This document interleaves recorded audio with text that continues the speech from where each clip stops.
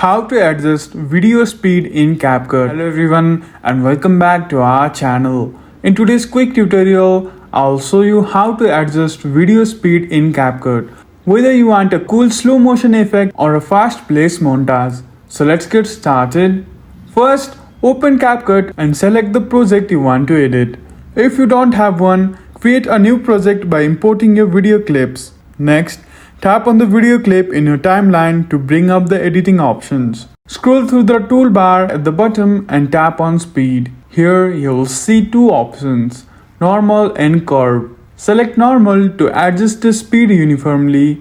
Here you can drag the slider to the left for slow motion or to the right for a faster effect. For more advanced control, tap curve. This lets you adjust speed dynamically at different points in your clip. Choose a preset or customize your own.